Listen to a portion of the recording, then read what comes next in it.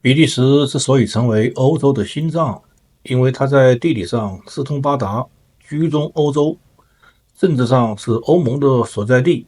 国虽小，没什么野心，但历史上是勇敢的高卢民族，小心脏搏动，十分有力，所以打不死的小强。下面就请大家跟随我的镜头，在欧洲的心脏漫步，游览欧洲心脏的必看实景。布鲁塞尔大广场是布鲁塞尔中心，被誉为欧洲最美丽的广场之一。它于1998年被联合国教科文组织列为世界文化遗产。它的四周环绕着华丽的巴洛克式行会大厅、哥特式市政厅以及新哥特式的国王之家等建筑。大广场的历史可以追溯到10世纪，最早是一个低洼的沼泽地，后被用作市集广场。13世纪初，布拉班特公爵在广场北边建造了3个室内市场，即肉类、面包和布料市场，以便收取税收。当时广场被木材和石头结构围着。在随后的几个世纪中，广场周围建起了布鲁塞尔市政厅和行会大楼，确立了其城市权力和贸易心脏的地位。广场上的天鹅之家现为咖啡馆，上面是有天鹅雕刻，曾是面包师行会会所。大广场见证了许多关键历史事件。1523年，新教的2位殉道者被宗教裁判所烧死。1568年，反对西班牙暴政的贵族领袖埃格蒙特伯爵和霍恩伯爵再次被斩首，这激起了伊德兰人民更强烈的反抗，这也引发了由奥兰治的威廉领导的80年战争。1719年，布朗索瓦·安尼森斯因抵抗行会权力被削弱，也在这里被斩首。大广场历史上最重要的事件发生在1695年8月，法国国王路易14的军队和英王威廉3世的冲突中，对布鲁塞尔进行了大规模的炮轰。这场为期3天的炮轰几乎将广场周围的建筑夷为平地，只剩下市政厅的断壁残垣。然而，布鲁塞尔的行会和市民们迅速投入了重建，在短短的4年内，广场便以更加华丽的巴洛克和弗拉芒意大利式建筑面貌重生，展示了布鲁塞尔不屈的精神和市场行会的力量。1990年，这里成为了步行区，广场的文化作用从市场演变为旅游中心，举办活动如2年1度的花毯游行、中世纪在线游行以及比利时周末啤酒节。它象征着大市场作为布鲁塞尔心脏中的心脏的韧性。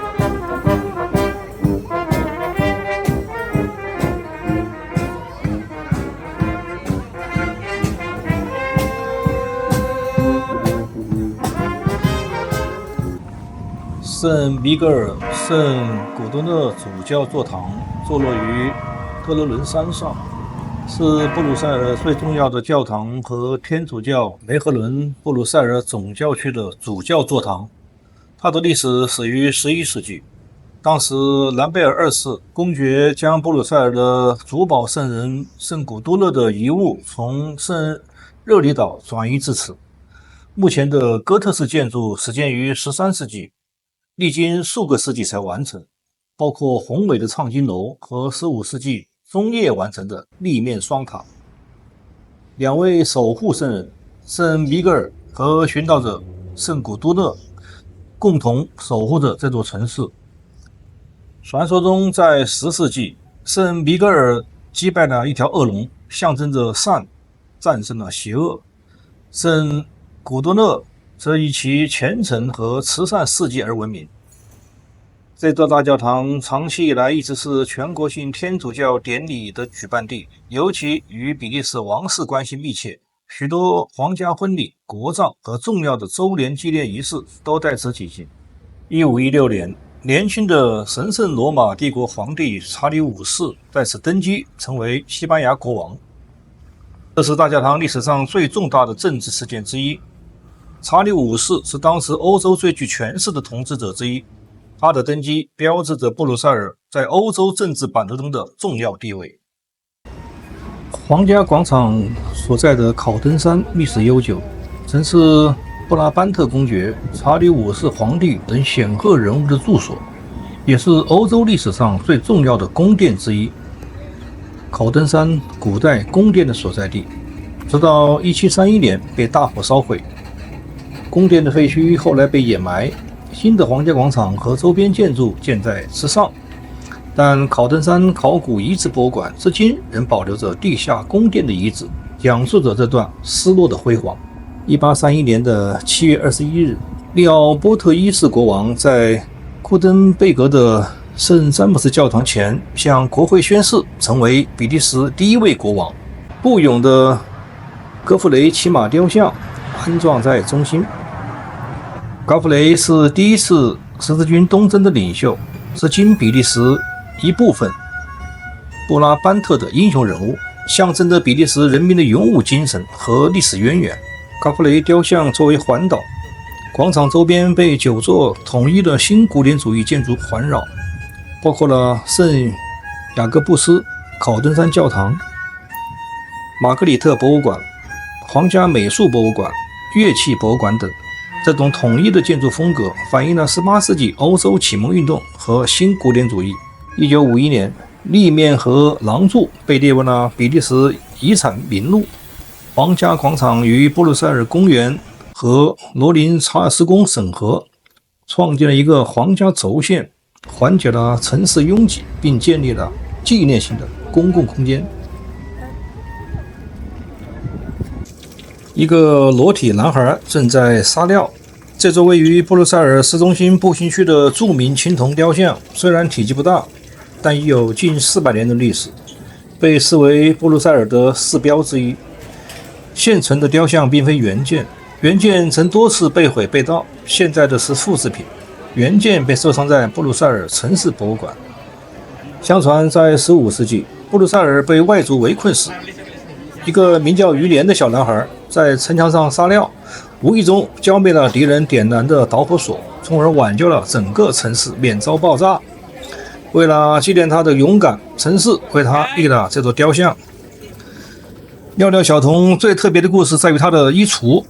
自17世纪以来，布鲁塞尔市民和世界上各地的人们开始为小童制作和捐赠服装。在特殊的节日或活动中，他们会被穿上不同的衣服，成为布鲁塞尔最具趣味和个性的文化符号。尿尿女孩这位雕像安装于1987年，它位于大广场附近的一条死胡同的铁栏内，据说是为了男女平权而建。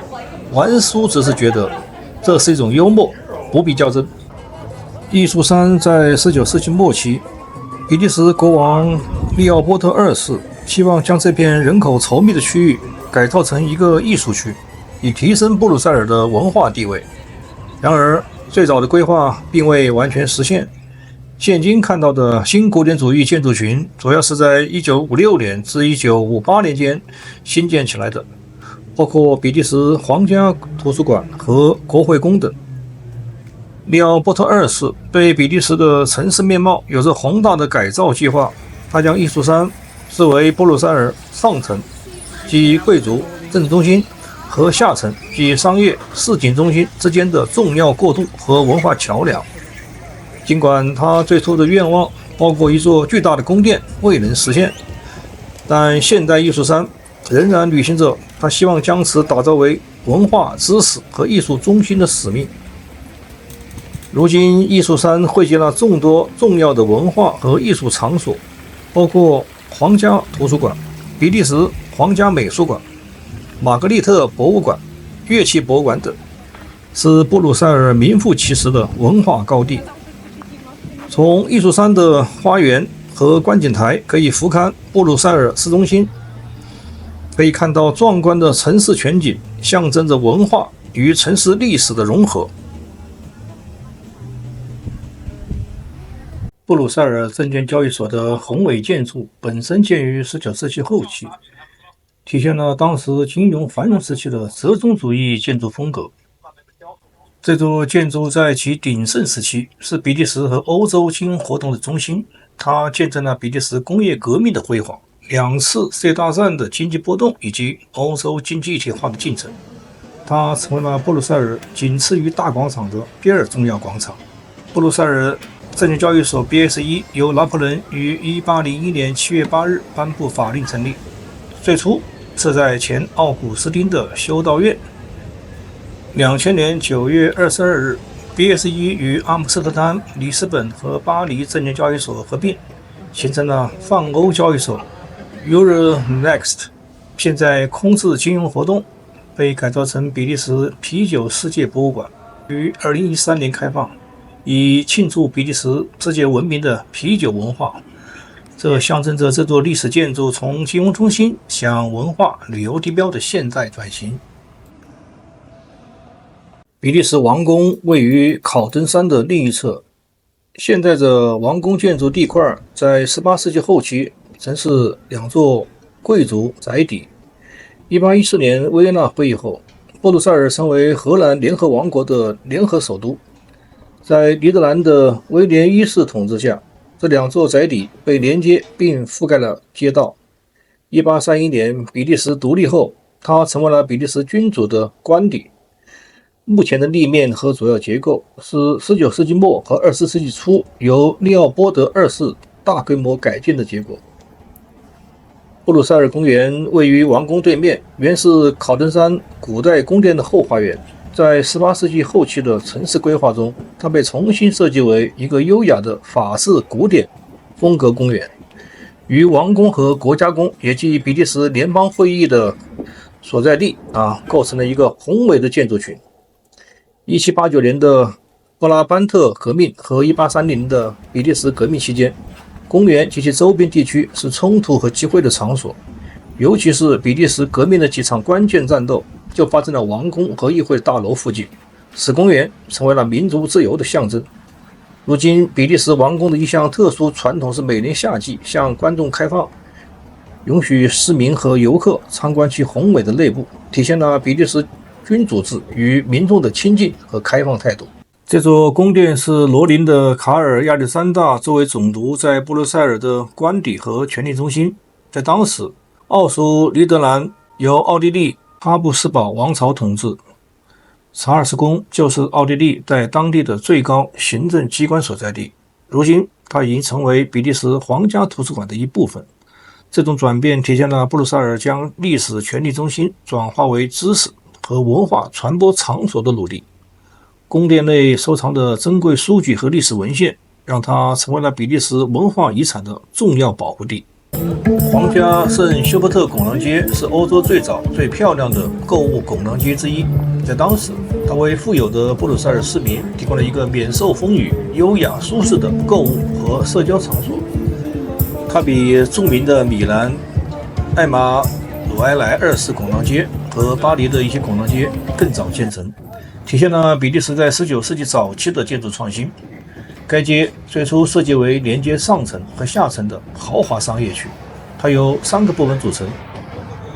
国王拱廊、王后拱廊和王子拱廊。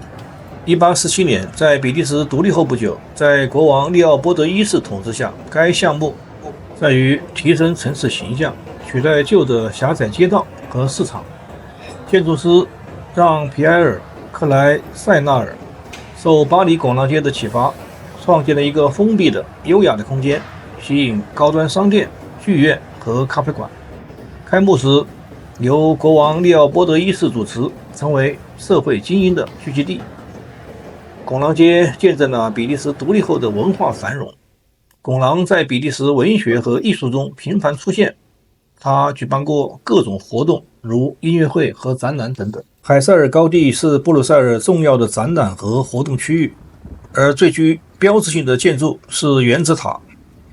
1958年世博会是2战后欧洲首次大型的世界博览会。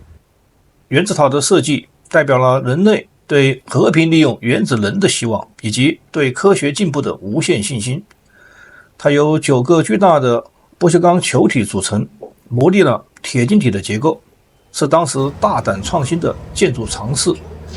原子塔原本计划在世博会后拆除，但因其广受欢迎和巨大的象征意义而被保留下来，成为布鲁塞尔的永久地标，